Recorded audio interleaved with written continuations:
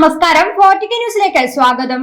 കൈവിട്ടുപോയതൊക്കെ തിരിച്ചു പിടിക്കുമെന്ന് രാഹുൽ ഗാന്ധി ഇടയ്ക്കിടെ പറയാറുണ്ടായിരുന്നു. എന്നാൽ രാഹുൽ ഗാന്ധിയുടെ ആ വാക്കുകൾ വെറും വാക്കല്ലെന്ന് തെളിയിക്കുകയാണ് ഇവിടെ. അതായത് 10 വർഷങ്ങൾക്കിപ്പുറത്ത് കുമാരസ്വാമിയുടെ കയ്യിലുണ്ടായിരുന്ന 49,770 ചതുരശ്ര അടി മന്ദിരം കോൺഗ്രസ് തിരിച്ചു പിടിച്ചിരിക്കുകയാണ്. കോടതി വിധിയും കോൺഗ്രസിന് അനുകൂലമായതോടെ കാര്യങ്ങൾ കൂടുതൽ എളുപ്പമായി. അതേസമയം പാർട്ടിയിലെ പിളർപ്പ് ഉൾപ്പെടെയുള്ള കാരണങ്ങളെ തുടർന്ന് നഷ്ടമായ വസ്തുവകകൾ തിരിച്ചുപിടിക്കാൻ കോൺഗ്രസ് നേരത്തെ തന്നെ പദ്ധതിയിട്ടിരുന്നു.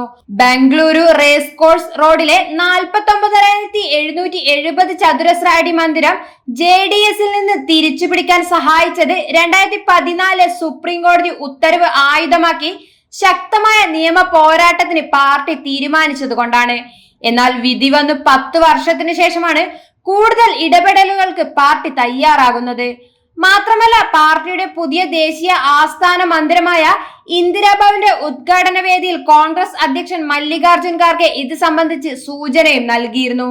അതേസമയം 1969 കോൺഗ്രസിനുണ്ടായ പിളർപ്പിന് മുൻപ് പാർട്ടിയുടെ ഉടമസ്ഥതയിലുണ്ടായിരുന്ന സ്വത്തുക്കൾ നിയമവ്യവഹാരത്തിന് വിധേയമായിരുന്നു എന്നും കോൺഗ്രസ് ഇവിടെ സൂചിപ്പിക്കുന്നുണ്ട്.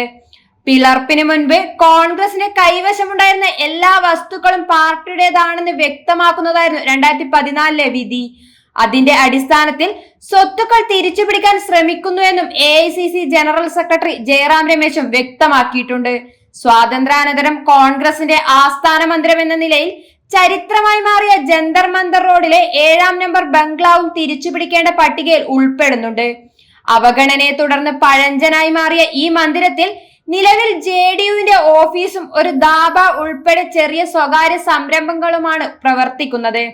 1947 7 ലക്ഷത്തോളം രൂപ ചെലവിട്ടാണ് അലഹബാദ് മന്ദിരത്തിൽ നിന്ന് കോൺഗ്രസ് ഇവിടേക്ക് ഓഫീസ് മാറ്റിയിരുന്നത്. 1969 പാർട്ടി പിളർന്ന ഘട്ടത്തിൽ ഇന്ദിരാ അനുകൂലികൾ അവകാശവാദം ഉന്നയിച്ചുവെങ്കിലും S നിജലിംഗപ്പയുടെ നേതൃത്വത്തിലുള്ള സംഘടന കോൺഗ്രസ് ജന്തർ മന്ദർ ഓഫീസ് നിലനിർത്തുകയായിരുന്നു. അവർ ജനതാ പാർട്ടിയിൽ ലയിച്ചതോടെ ആ ഓഫീസ് ജനതാ പാർട്ടിയുടെ ആസ്ഥാനമായി മാറുകയും ചെയ്തു.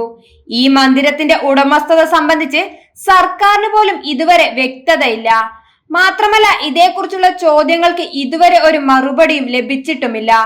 എന്നാൽ ഇന്ദിരാഭവനിലേക്ക് പാർട്ടി പ്രവർത്തനം ഏറെക്കുറെ മാറ്റിയെങ്കിലും ദീർഘകാലം പാർട്ടി ആസ്ഥാനമായിരുന്ന അക്ബർ റോഡിലെ 24-ാം മന്ദിരം തങ്ങളുടെ കൈവശം തുടരുമെന്നും കോൺഗ്രസ് വ്യക്തമാക്കുകയാണ്.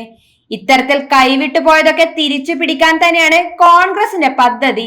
എന്തായാലും കോൺഗ്രസിന്റെ ശക്തമായ തിരിച്ചുവരവ് തന്നെയാണ് ഇതിലൂടെയെല്ലാം സൂചിപ്പിക്കുന്നതും.